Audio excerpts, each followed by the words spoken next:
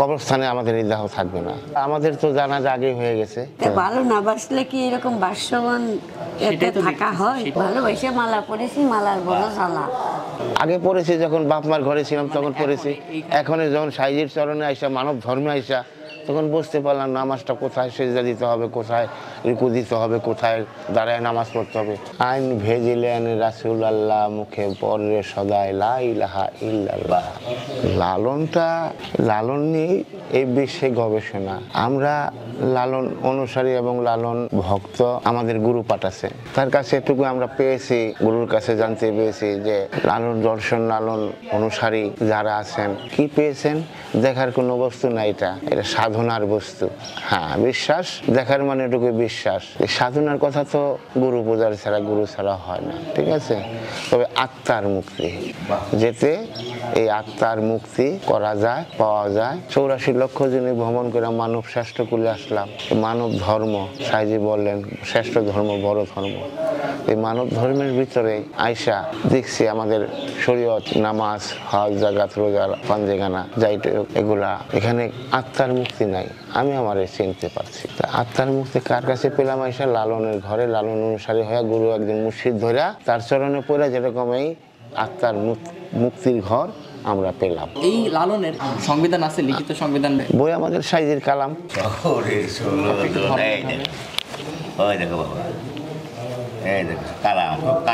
সঙ্গীতের ভিতরে যে আইন ভেজিলেন রাসূল আল্লাহ, মুখে পড়ে সদাই লা ইলাহা ইল্লাল্লাহ।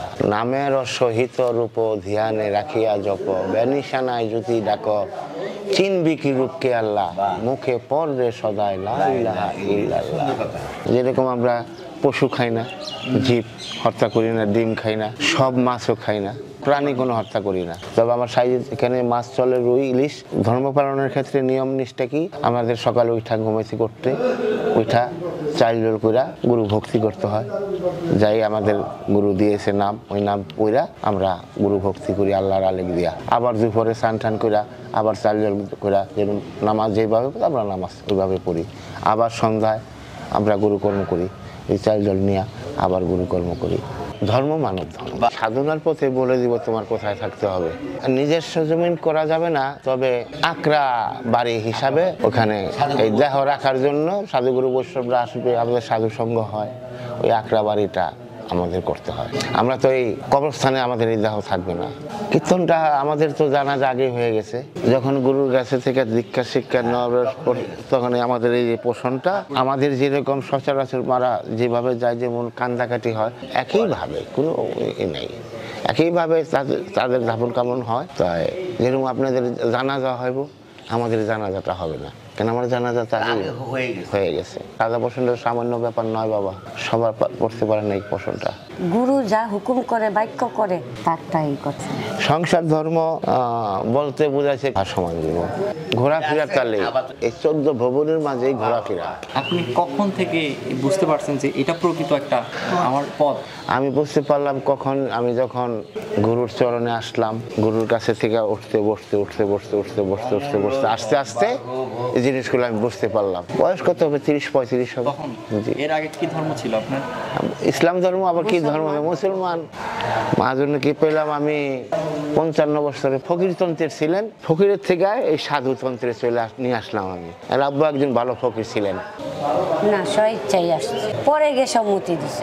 এখন তো নেই, কেউ নেই, কেউ বেঁচে নেই না, শুধু খালি বোন আছে 3টা, ঘরে ফকির রাস্তা, মানে পীরের লাইনে। ও আমার এই বইলা আনছে যে তুই ফকিরের মাইয়া সাধু। আপনারা কোনো রোজা করেন না বা কোনো ধরনের মানতি উপোস? না না, এসব না। আপনারা তো কোনো ধরনের নামাজ বা এই ধরনের কোনো কিছু পড়েন না? না, আগে পড়েছি যখন বাপ মার ঘরে ছিলাম তখন পড়েছি। এখন যখন সাইজির চরণে আইসা, মানব ধর্মে আইসা, তখন বুঝতে পারলাম নামাজটা কোথায় সেজদা দিতে হবে, কোথায় রুকু দিতে হবে, কোথায় দাঁড়ায় নামাজ পড়তে হবে, জানলাম আমরা। হ্যাঁ, সেইভাবে আমরা করি আমাদের কর্মটা। সাইজির কবরে তো আমরা ভক্তি দিই, 24 ঘন্টা ভক্তি দিচ্ছি। ওইটাই হচ্ছে আপনাদের? হ্যাঁ হ্যাঁ হ্যাঁ। এরপরে ভক্তি শ্রদ্ধার পরে আইসা সাইজের দন্য গালাম ধরবো ওর কি চিনতে হবে তো ওকে কিন্তু আপনাদের মধ্যে ও ওরকে আমার চিনতে হবে ওকে আবার ওও চিনতে হবে আমি কে আপনি খুব ভালোবাসেন মানুষটাকে। ভালো না বাসলে কি থাকে? এটা কি প্রশ্ন করে গো? ঠিক আছে তো ভালো না বাসলে কি এরকম বাসবান এতে সেটাই তো থাকা দেখতেছি, হয়? কি মনে করে বেছে নিলাম এ উনারে ভালোবাসা শুধুই ভালোবাসা। ভালোবাসা মালা পরেছি, মালার বড় জ্বালা। সে তো বুঝাতে পারবো না তোমার বাপ। যদি বুঝাতে পারতাম তাহলে তো কলম দেখো তো আমার এক্ষুনি দেখায় দিতাম যে এটা হচ্ছে, এটার জন্য পয়সা নিলাম। সাধনার পথটা তো বাপ খুব কষ্টের পথ। আল্লাহর আইন সহজ, কে কথা করে সে দেখা যায় না। কথা যে বলতেছি সে কখনো দেখা দিয়েছি পাইছি? তাইলে এই সাইজি যা বলে গেছেন ওই সাইজির বাক্যর অনুসারী যারা, ওই বাক্য নিয়ে যারা চলাফেরা করে তারা কখনো ওই ভুল পথে চলাফেরা করে না।